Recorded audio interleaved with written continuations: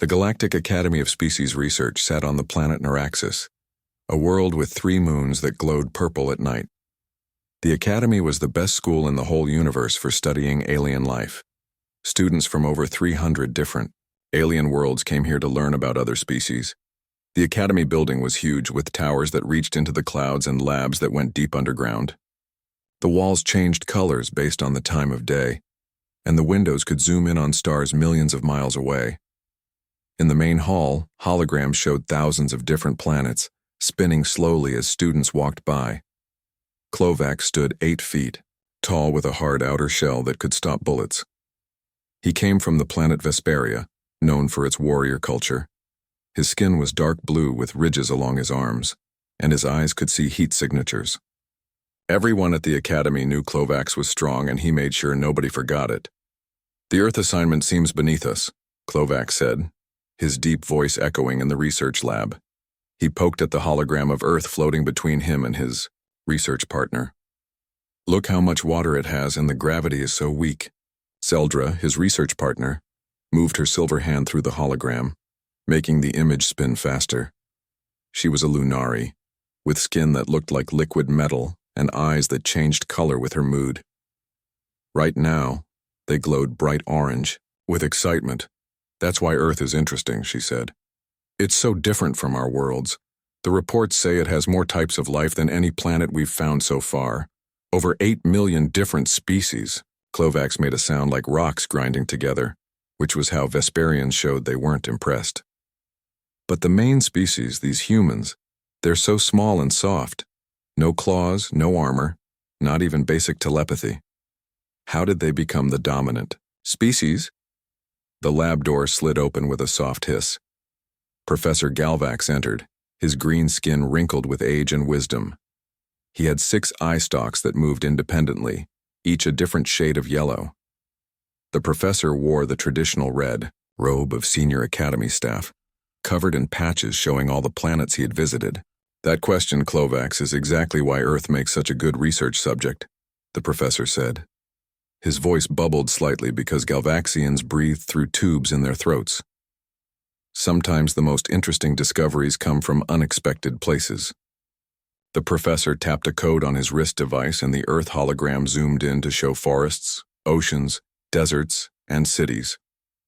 Earth has extreme weather, dangerous predators, and thousands of diseases. Yet humans not only survived, but built cities and technology. "Their technology is very basic," Klovac said. "They haven't even mastered light-speed travel yet." "Not all advancement is measured by speed of travel," Professor Galvax replied. "Earth has developed unique adaptations we don't see elsewhere. Your assignment is to catalog some of these and explain how humans survive among them." Zeldra's skin rippled with silver waves, showing her excitement. "When do we leave?" "Tomorrow," the professor said. "You'll take the research vessel Stellar Inquiry. Your team will include Mix and Dren plus 1 safety officer." Mix was a gas-based life form who needed a special suit to hold his body together. He looked like fog inside a human-shaped container. He was the best at chemical analysis in the whole academy. Dren came from a reptile planet and had scales that changed color like a chameleon. His brain could process information faster than any computer. Later that evening, the team met in the departure bay to load their equipment. The ship was sleek and silver, designed to blend in with Earth's satellites. Inside, it had rooms that could adjust gravity, air mix, and temperature for different alien needs. "I have big news," Klovac announced as they worked. "My cousin Vorox will be our safety officer." The others stopped what they were doing and looked at Klovac. Everyone at the academy knew Vorox. He wasn't a student, but a famous warrior who had won the Vesperian combat games 3 times in a row. "Vorox? Really?" Zeldra asked, her eyes turning purple with surprise. "Yes. He wants to see new worlds between tournaments, and I convinced him Earth might have interesting challenges." The loading bay doors opened, and Vorox walked in. He made Klovac look small, nearly 9 feet tall, with armor plates twice as thick and arm muscles the size of most aliens' heads. Patterns of light flowed across his blue skin, showing his combat achievements according to Vesperian tradition. "This is the team?" Vorox asked, looking around at the others. His voice was even deeper than Klovax's, making the tools on nearby tables vibrate. They seem fragile. They're researchers, not warriors, Klovax explained. Zeldra is a telepath. Mix understands chemistry better than anyone I know, and Dren can analyze data faster than our ship's computer. Vorox nodded but didn't seem impressed. And this planet we're going to? Earth? Does it have worthy challenges? It has dangerous life forms, Zeldra said quickly. Some so deadly they can kill within minutes. That got Vorox's attention. His light patterns flashed brighter. Really? How big are these predators? That's the interesting part, Dren joined in, his scales turning a thoughtful blue color. Some of the deadliest creatures are very small. Earth's danger isn't always visible. Vorox laughed, a sound like thunder. Small dangers are not real dangers to a Vesperian. My armor can stop energy weapons. What could a small Earth creature do? Professor Galvax walked in just in time to hear this. All 6 of his eyes focused on Vorox with concern. That attitude worries me, Warrior Vorox. Many explorers have underestimated Earth and paid a high price. I respect your knowledge, Professor, Vorox said with a slight bow. But I have faced the deadliest fighters from 50 worlds. I doubt Earth will show me anything new. The professor sighed through his breathing tubes. Just remember why you're there. This is a research mission, not a contest. Your job is to keep the team safe, not challenge local life forms. Of course, Professor, Vorox agreed, but the light patterns on his arms shifted to the Vesperian symbol for hunt, which only Klovax noticed. As they finished loading the ship, Zeldra moved next to Klovax. Are you sure bringing Vorox was a good idea? She whispered. He seems too confident. Who better to protect us? Klovax replied. Nothing on Earth will dare attack when they see him. I'm not worried about Earth attacking us, Zeldra said. I'm worried about Vorox attacking Earth. The next morning they all gathered at the ship. Professor Galvax gave them their final instructions and research equipment.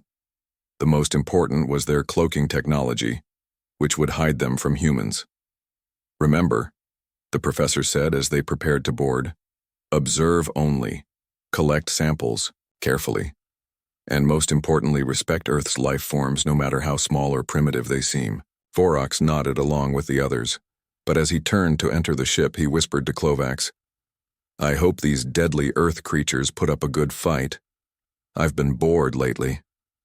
As the ship's engines started up, Professor Galvax watched with all 6 eyes showing worry. He had studied thousands of planets in his long life, and he knew one truth above all others.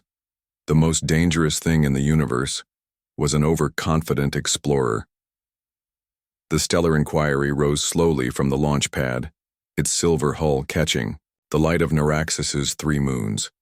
Inside, 5 alien researchers prepared for their journey to a small blue planet that none of them truly understood yet.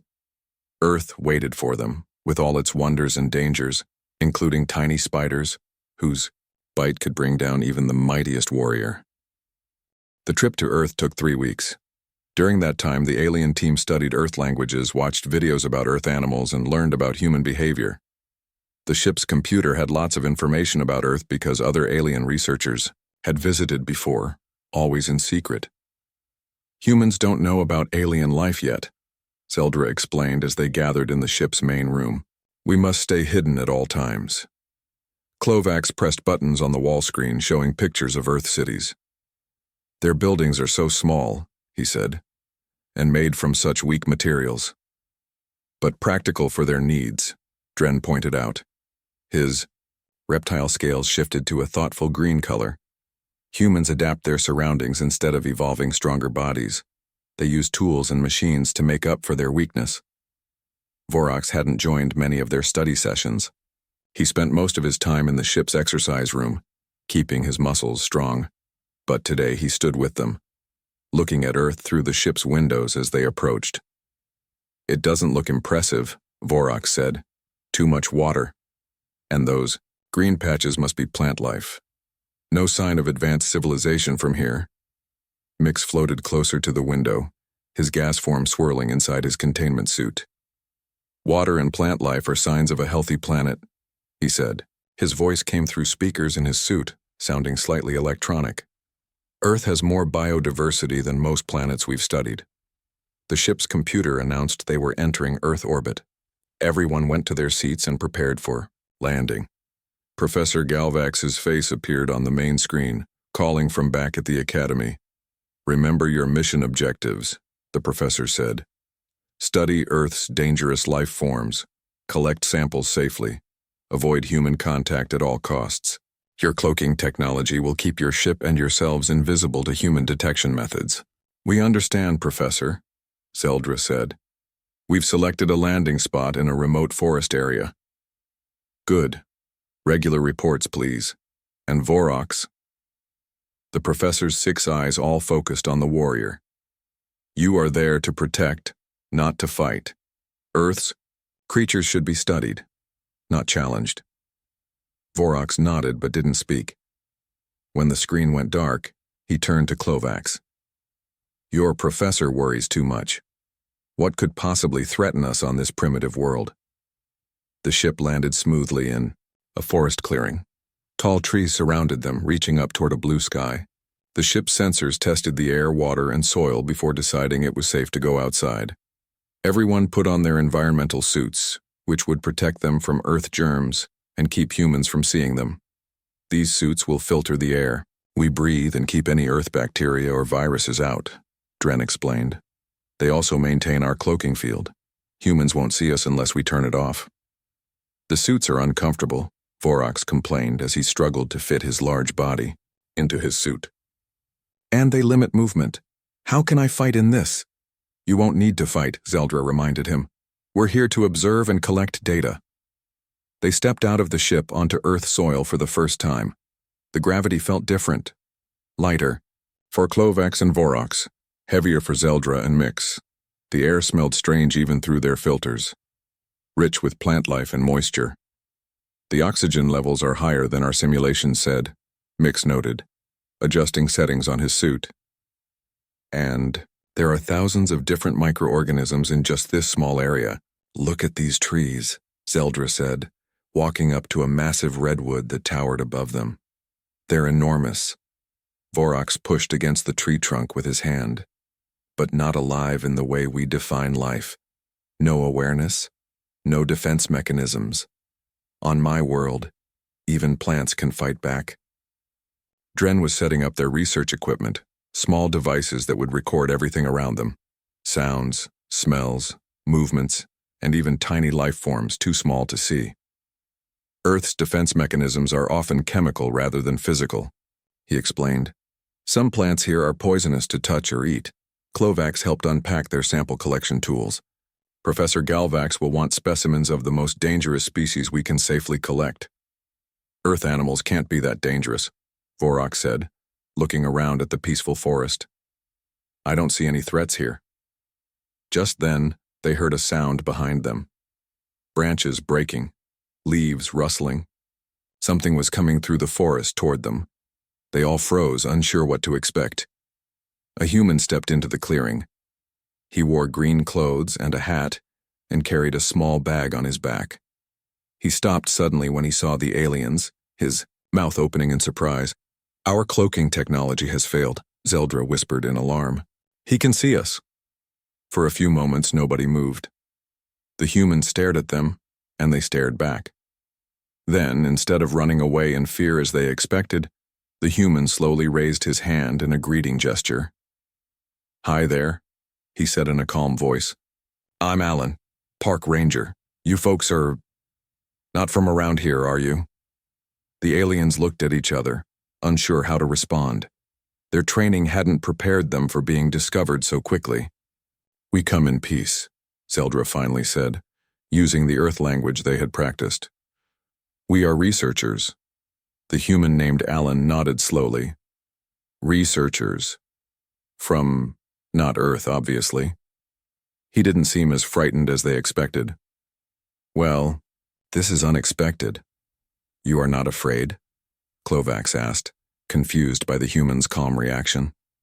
Alan shrugged. "I've worked in these woods for 20 years. Seen some strange things before. Never aliens, though. That's new." He looked at each of them with curious eyes. I'm guessing you're studying our planet? Yes, Dren admitted. We are from the Galactic Academy of Species Research. We study life forms on different planets. Earth has unique biodiversity that interests us. Galactic Academy, Alan repeated, nodding as if this made perfect sense. So, there's a whole galaxy of other intelligent species out there? That's pretty cool.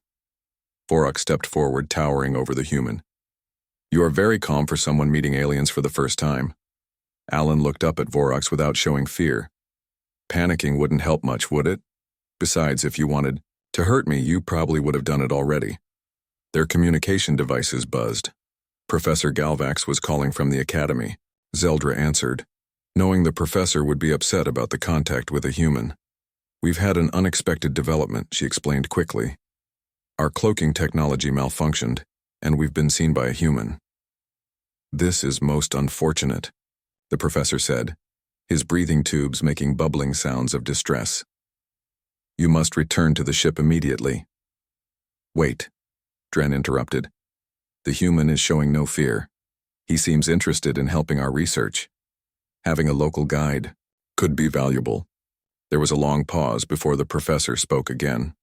Our protocols do allow for limited contact if it aids the research objectives, but extreme caution is advised. Alan had been listening to this conversation with interest. Look, he said, I know these woods better than anyone. I know which plants are poisonous, which animals are dangerous. I can help you study them safely. The team discussed this new option. Having a human guide could make their research much more effective. Alan knew things about Earth that weren't in their database. I'll take responsibility for this human, Vorax declared suddenly. If he causes problems, I will handle it. That won't be necessary, Alan said with a small laugh. I'm just offering to show you around. Think of me as a tour guide to Earth's wildlife. After more discussion, they agreed to accept Alan's help. He seemed honest and his knowledge would be useful. Plus, studying how a human interacted with Earth's environment was valuable research itself. We appreciate your assistance, Zeldra told Alan. We want to learn about Earth's dangerous creatures, especially the small ones that might surprise us. Small, dangerous creatures? Alan raised his eyebrows. Oh, we have plenty of those. Some of the deadliest things on Earth come in the smallest packages. Vorax made the Vesperian sound of disbelief, like rocks grinding together. I find that hard to believe, Alan smiled. Then you're in for quite an education. Should we start with poisonous plants, venomous insects, or maybe parasites? All of them, Dren said eagerly, his scales turning bright orange with excitement. Show us everything that makes Earth dangerous. As they walked deeper into the forest with their new human guide, none of them realized how soon Vorax would learn just how dangerous Earth's smallest creatures could be. For the next 3 days, Alan showed the aliens many different parts of the forest. He taught them about the animals, plants, and insects that lived there. The alien team took samples of soil, water, and plant life. They recorded sounds of birds and took pictures of animal footprints. Alan was surprised by how much the aliens already knew about Earth from their studies. You speak English very well, Alan said as they walked along a narrow forest path. We have translation technology in our suits, Zeldra explained. It helps us understand and speak your language. Alan nodded, looking impressed. That's amazing. So what exactly are you hoping to find during your visit? Dren, whose scales were now a curious yellow color, answered, We want to understand how humans became the dominant species on Earth despite your physical limitations. You're not the strongest or fastest animals here. And we're studying Earth's dangerous life forms, Klovax added. Our professor believes Earth has some of the most deadly biological adaptations in the galaxy.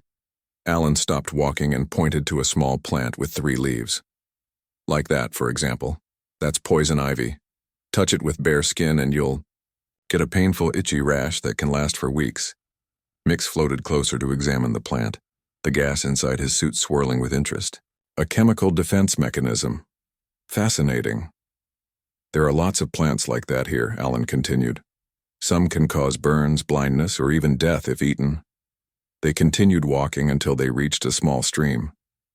Alan knelt down and carefully turned over a rock in the shallow water. A small brown scorpion scurried away. That's a northern scorpion, Alan explained. Its sting isn't usually deadly to humans, but it causes intense pain. Vorox, who had been quiet most of the morning, finally spoke.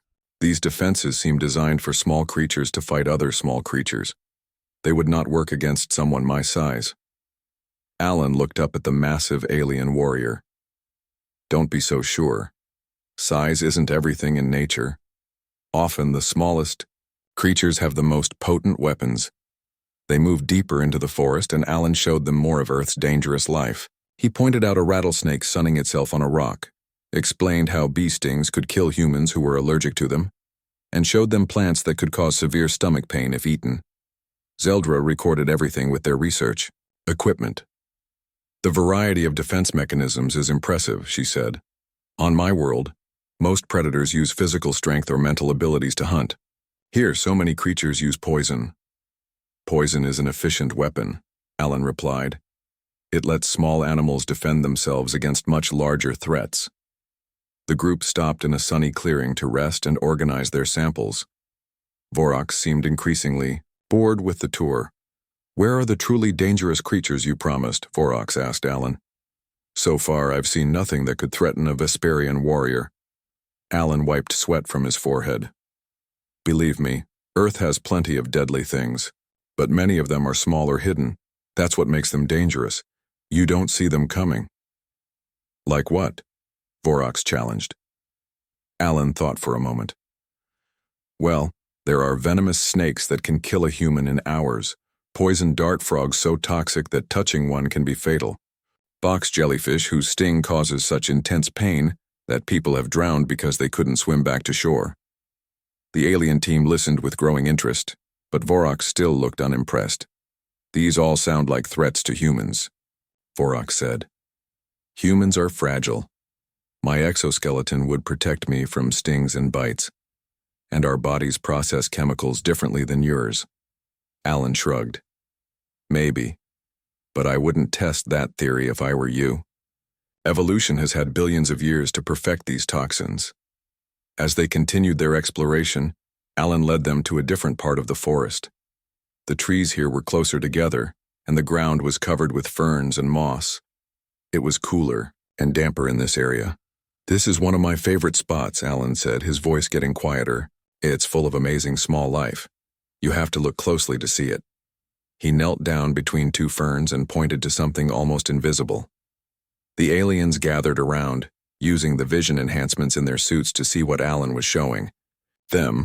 Between the ferns was a tiny web, so delicate it was almost invisible. In the center sat a tiny brown spider, smaller than the tip of Alan's finger.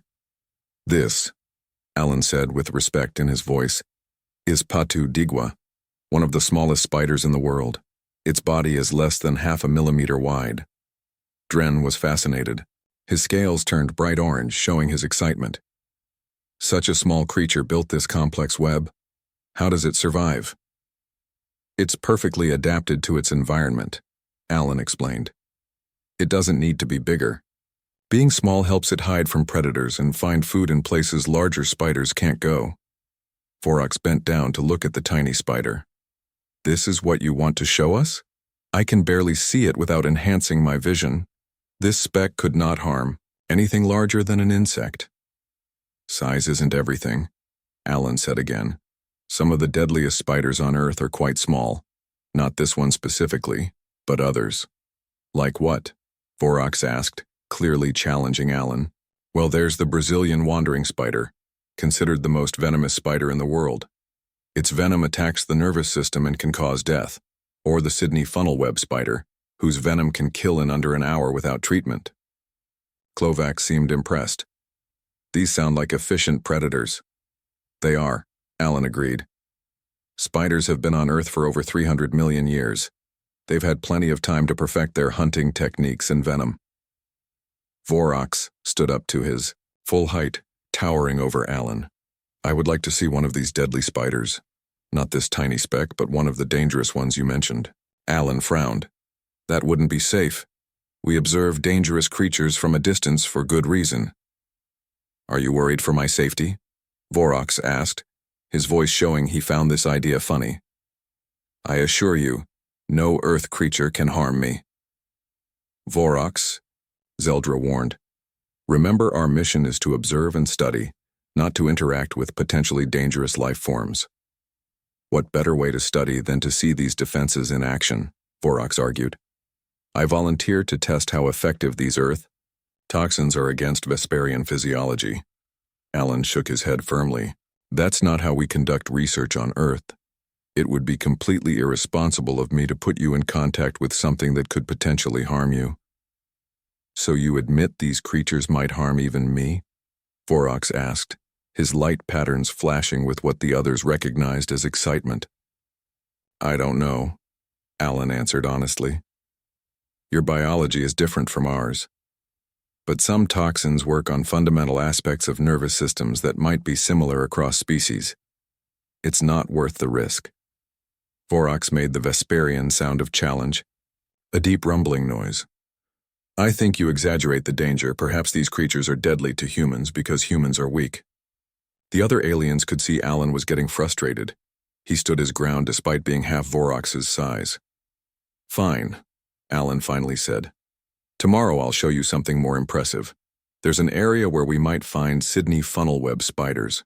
They were accidentally introduced here years ago, but we'll observe only from a safe distance, no contact. Agreed? Vorox nodded, but the light patterns on his arms formed the Vesperian symbol for hunt again. Only Klovax noticed, and he began to worry about what his cousin might do. Later, when they returned to their ship for the night, Klovax spoke privately with Vorox. You shouldn't challenge the human's knowledge, Klovax said. He knows this planet better than we do. He knows human limitations, Vorox replied. But I am Vesperian. Nothing on this planet can harm me. We don't know that, Klovax argued. That's what we're here to study. Vorox's light patterns flashed with confidence. Tomorrow, I will prove that Earth's so-called deadly creatures are no match for a Vesperian warrior. As Klovax left his cousin's room, he felt worried. He had never seen Vorox defeated in battle, but he had also never seen his cousin fight against the kind of weapons Earth's creatures had developed. Poison and venom worked in ways that strength could not stop. For the first time, Klovax wondered if bringing Vorox on this mission had been a mistake. The next morning was cloudy and cool. Alan arrived at the alien ship early, carrying a larger backpack than usual. His face looked serious as the alien team came out to meet him. I brought extra safety equipment today, Alan explained, showing them protective gloves, containers, and a small box with medical supplies. If we're going to look for funnel web spiders, we need to be prepared. Are they really that dangerous? Zeldra asked, her silver skin rippling with concern. Alan nodded. Sydney funnel web spiders are among the most venomous spiders on Earth. Their venom attacks the nervous system. Without treatment, a bite can kill a human in as little as 15 minutes. Dren's scales turned a worried blue color. Perhaps this is not a wise research direction. I agree, Mick said, the gas in his containment suit swirling faster than usual. We can study these creatures through the human's data records instead of seeking direct contact. Vorox had been quiet, but now he stepped forward. We came to study Earth's dangerous life forms. This is our chance to see a truly dangerous one. We can observe from a safe distance, Alan insisted. I brought long tools for turning over logs and rocks without getting too close. They walked for about an hour, leaving the dense forest behind and coming to a drier area with sandy soil near a small river. Alan explained that this environment was similar to where funnel web spiders naturally lived in Australia, which is why the introduced ones had thrived here. They make funnel-shaped webs that lead to underground burrows, Alan said as they carefully searched the area. The males are more venomous than the females, and they're more aggressive too. How do you know so much about these spiders? Klovax asked. I studied biology in college before becoming a park ranger, Alan answered, and I keep up with research about all the species in my area, especially the dangerous ones.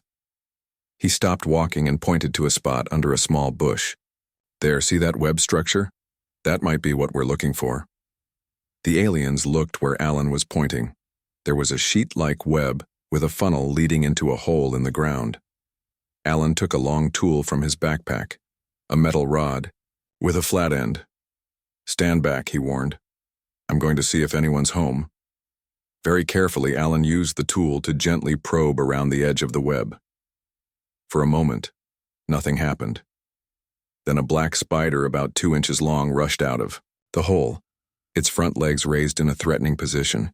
"That's a male Sydney funnel web," Alan said quietly, backing away slowly. "See the shiny black body and the long spinnerets at the rear? This is exactly what I was talking about." The spider was clearly agitated, moving back and forth at the entrance to its burrow. Even from several feet away, the aliens could see its large fangs. "Its fangs are surprisingly big for its body size," Dren observed, recording the spider with their research equipment. "They're powerful enough to pierce through a human fingernail," Alan said, "and they inject a lot of venom with each bite." Mix's sensors were analyzing the spider from a distance. "I'm detecting complex chemical compounds. This venom contains multiple toxins." "It's a neurotoxin," Alan explained. "It attacks the nervous system, causing pain, muscle spasms, breathing problems, and eventually death if not treated." Vorox watched the spider with growing interest. His light patterns were flashing in the Vesperian pattern that showed excitement before a fight. "This little creature kills with poison, not strength," Vorox said. "A coward's weapon." Alan shook his head. "In nature, there's no such thing as fighting fair. It's about survival. This spider evolved venom because it works. How does it affect non-humans?" Klovax asked, staying well back from the agitated spider. "That's the interesting part," Alan replied. "The venom seems specifically designed to affect mammals. It's much less toxic to birds and reptiles. It's almost like the spider evolved to target mammals specifically." Vorox moved closer to get a better look. "So it might not affect me at all. My nervous system is very different from Earth mammals." "We don't know that," Alan warned sharply. "Some basic cellular mechanisms are similar across many life forms. It's not worth the risk to find out." But Vorox was not listening anymore. He moved even closer to the spider, which was now fully in attack position. "Vorox, stop." Zeldra called out, "This is not part of our research plan." "I am tired of being warned about tiny Earth creatures," Vorox said. "I want to see for myself if this spider's venom is as powerful as you claim." Before anyone could stop him, Vorox reached down and deactivated the protective field on his right hand. His blue skin with its hard exoskeleton was now exposed to the air. "What are you doing?" Alan shouted, alarmed. "Get back." "I will let it bite me," Vorox announced. "Then we will know if Earth's weapons work against Vesperian biology."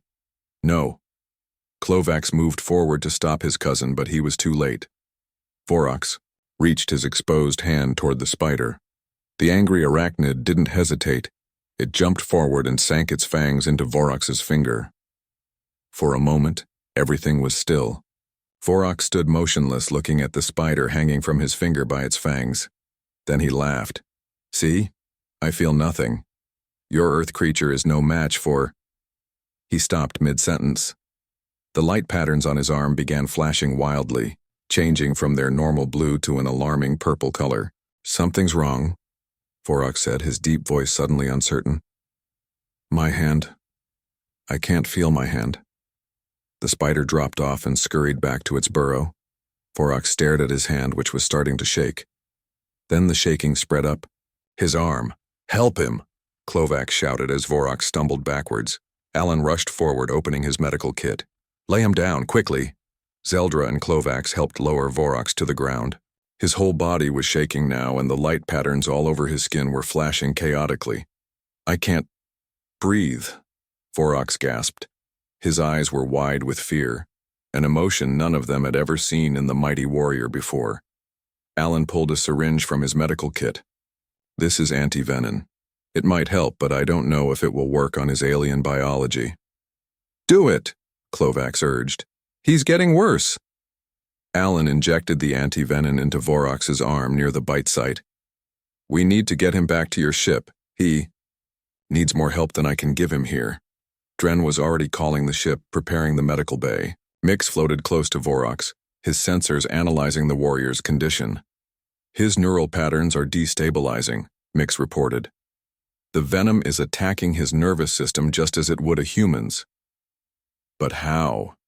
Zeldra asked as they lifted Vorox, who was now unconscious. Our biology is so different from Earth life. Convergent evolution, Alan said, helping them carry the heavy Vesperian. Some basic cellular structures work the same way across different evolutionary paths. The sodium ion channels in nerve cells, for example. The spider's venom blocks them, and that mechanism might be universal. Klovax looked down at his cousin. Vorox's skin was turning a dull gray color and his breathing was shallow and irregular. The mighty warrior who had never lost a battle was being defeated by one of Earth's smallest predators. Will he survive? Klovax asked quietly. I don't know, Alan answered honestly. The anti-venin might help, but his body is much larger than a human's. He got a full dose of venom, and we don't know exactly how it will affect his alien physiology. They carried Vorox back through the forest, as quickly as they could. His condition got worse with each passing minute. By the time they reached the ship, his light patterns had almost completely stopped, and his breathing was barely noticeable. The ship's medical system scanned Vorox as they placed him on a treatment table. Dren operated the controls, setting the system to analyze the venom and try to create a treatment. The venom is attacking his central nervous system, Dren reported, his scales a deep worried purple now. It's disrupting the signals between his brain and body. Can the ship's medical technology save him? Alan asked. We don't know, Zeldra admitted. Our medical systems are designed for our species, but this type of toxin is new to us. As the medical system worked to save Vorox, the rest of the team could only watch and wait. The mighty warrior lay still, his once bright light patterns now dim and fading. I warned him, Alan said softly. On Earth, the most dangerous things aren't always the biggest or strongest. Sometimes they're tiny creatures with perfect weapons that evolution has spent millions of years developing. Klovax nodded sadly. He never believed anything small could defeat him. Now he might die because of that belief. The ship's computer announced it was beginning treatment. Whether it would be enough to save Vorox, only time would tell. 3 days passed before Vorox finally opened his eyes. The mighty warrior had been kept in the ship's medical bay, connected to machines that worked constantly to remove the spider venom from his body. His normally bright blue skin had turned a dull gray color, and the light patterns that showed his many battle honors were dim and flickering. Klovax had stayed by his cousin's side the whole time, rarely sleeping.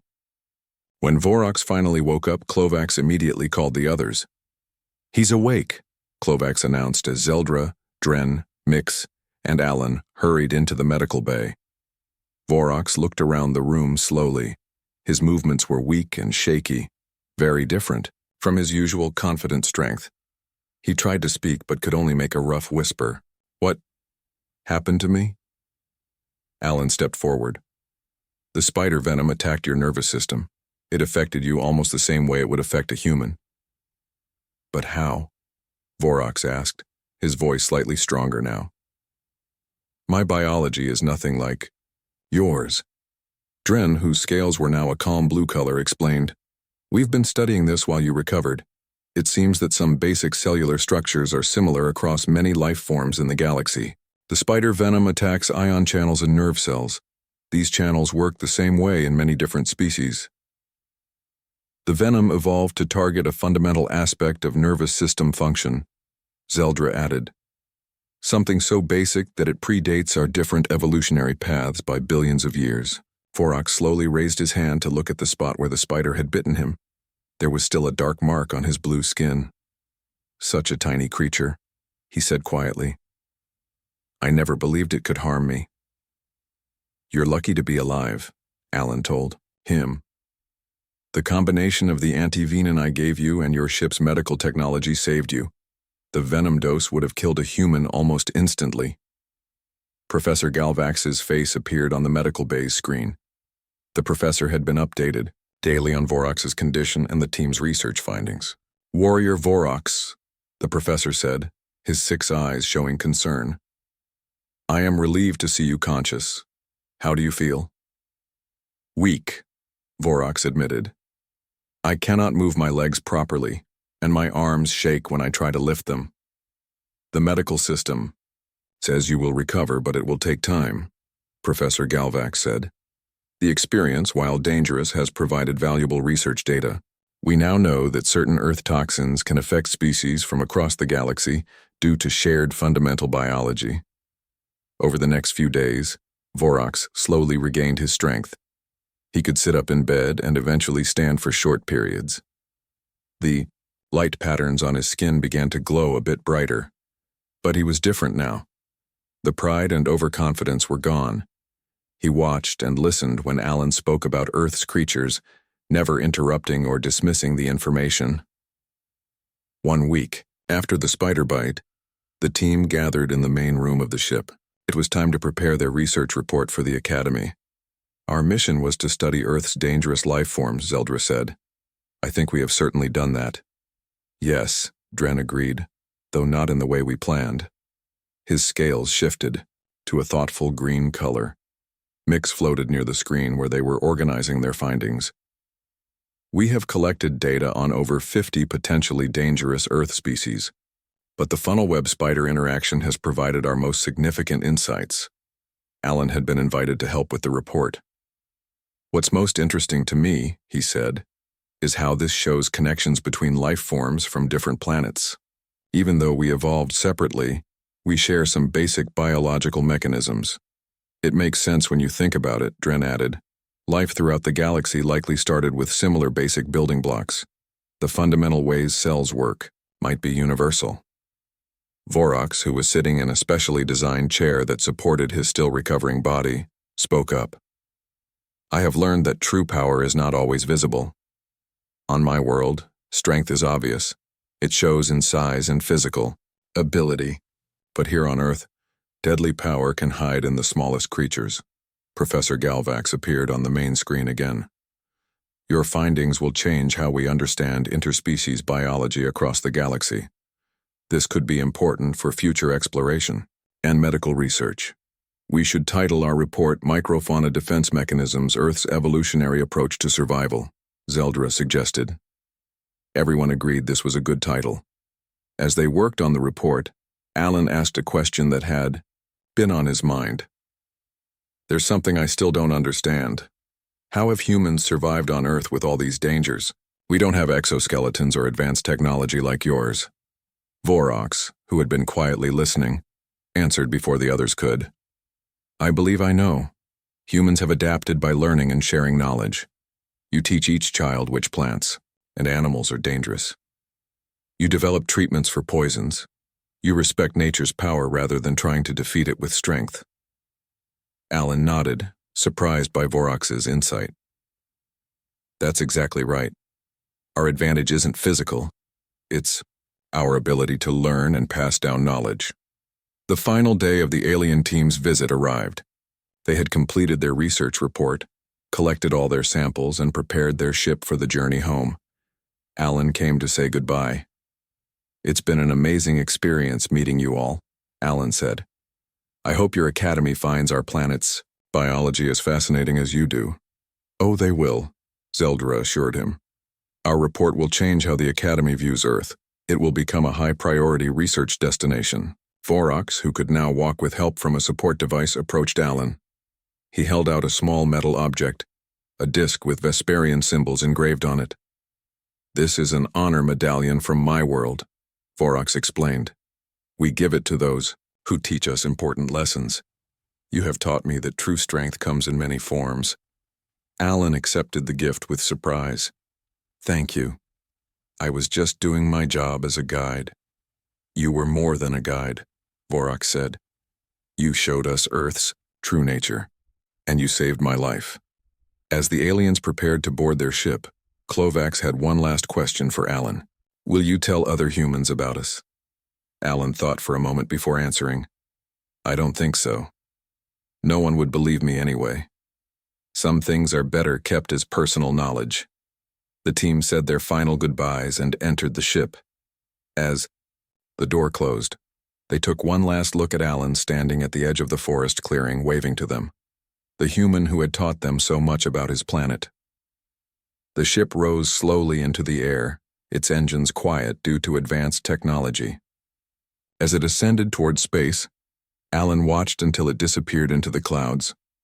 Then he picked up his backpack and walked back into the forest, a small smile on his face. Back at the academy 3 weeks later, the team presented their findings to a large audience of students and teachers from hundreds of different worlds. Their presentation included images, samples, and data from Earth. But the most powerful part was when Vorok stepped forward to speak. "I went to Earth believing that size and strength were the most important survival tools," the warrior said, his voice strong again though he still needed a cane to walk. "I was proven wrong by a creature smaller than my fingertip. Earth teaches us that power can come in the most unexpected packages." Professor Galvax concluded the presentation with an important announcement. "Based on this team's findings, we are changing how the Academy prepares students for field research. All species, no matter how small, must be treated with caution and respect. As Earth shows us, true danger does not always announce itself with size or obvious weapons." As students left the presentation hall, many were talking excitedly about Earth and its strange, dangerous life forms. The planet quickly became the most requested research destination at the Academy, and every new team that went to study Earth was first required to read the report titled Microfauna Defense Mechanisms, Earth's Evolutionary Approach to Survival, with special attention to the case study of Vorox and the Sydney funnel web. Spider.Earth had earned a new reputation across the galaxy, a beautiful but deadly world where even the smallest creatures could defeat the mightiest warriors with a single bite.